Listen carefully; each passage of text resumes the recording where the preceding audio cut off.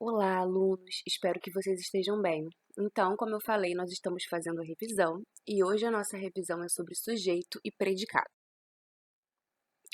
Sujeito e predicado são os termos essenciais da oração. Enquanto o sujeito é aquele ou aquilo de quem se fala, o predicado é a informação dada sobre o sujeito. Uma forma fácil de detectar esses termos nas orações é perguntando quem e ou o que. Exemplo 1. Os estudantes organizaram a homenagem.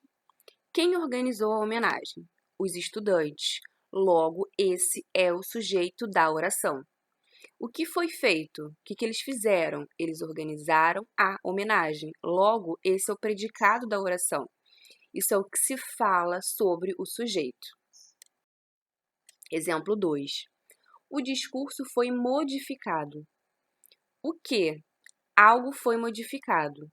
Essa é a informação dada sobre algo. Logo, esse é o predicado da oração. O que foi modificado?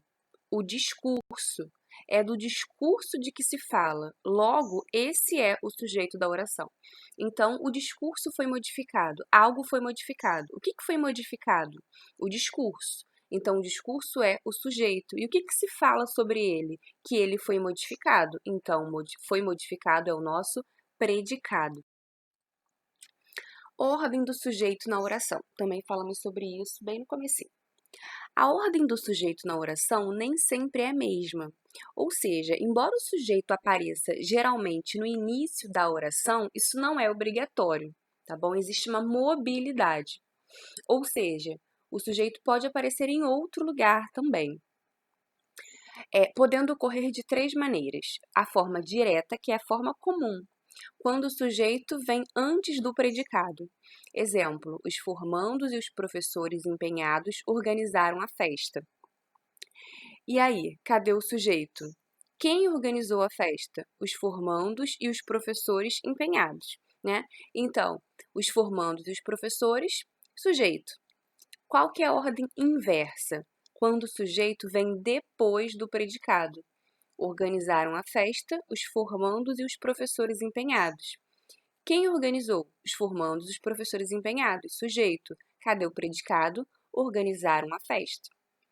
Meio do predicado. Então, nós vimos que na forma direta ele aparece no início, na ordem inversa ele apareceu ali depois do predicado, mas ele também pode aparecer no meio do predicado, quando o sujeito aparece, como eu falei, no meio do predicado.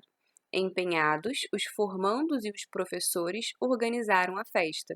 Agora o sujeito apareceu no meio. Empenhados, os formandos e os professores, depois, o predicado da nossa oração, organizaram a festa, ok? Núcleo do sujeito. O sujeito das orações podem ser formados por mais de uma palavra. Nesses casos, o núcleo é a palavra principal, a que tem mais significado para o sujeito. Lembre-se que o verbo deve concordar com o sujeito. Exemplos: o discurso foi modificado. No exemplo acima, o núcleo do sujeito, o discurso, é discurso. Então, olha só, o discurso, nós temos duas palavras. Qual é a mais importante? O ou o discurso? A palavra mais importante é o substantivo discurso. O só está ali acompanhando esse substantivo. Os formandos e os professores empenhados organizaram a festa. Nesse exemplo, o núcleo do sujeito, os formandos e os professores é formandos e professores. Então, mais uma vez, os substantivos formandos é um substantivo e professores outro substantivo.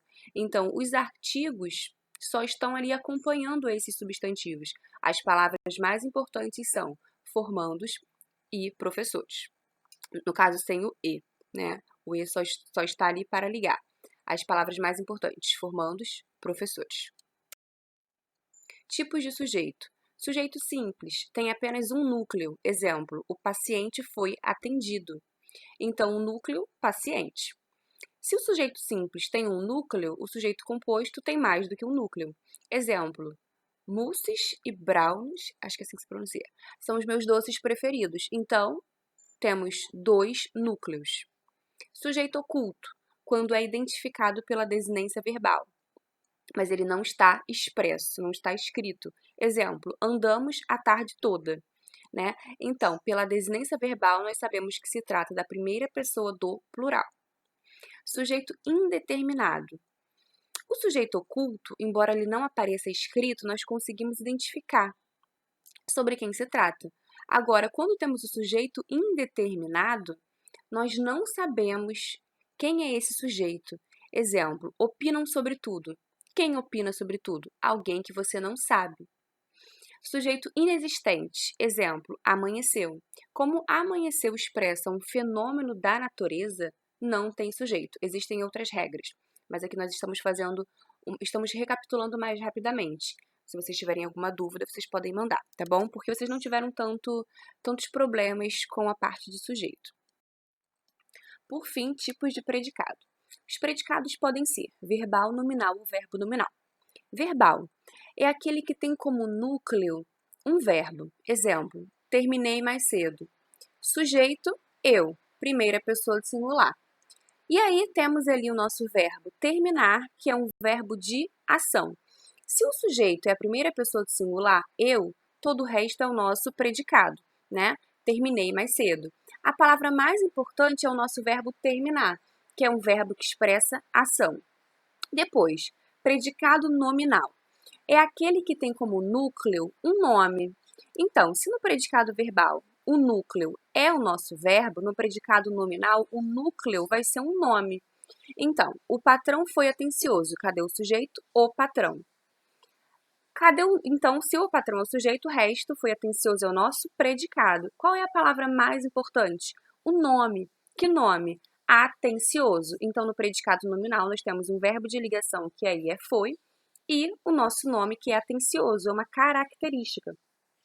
Se no predicado verbal o núcleo é um verbo, no predicado nominal o núcleo é um nome, no predicado verbo nominal nós temos dois núcleos, um verbo e um nome, certo? Então, cheguei e estava atrasada.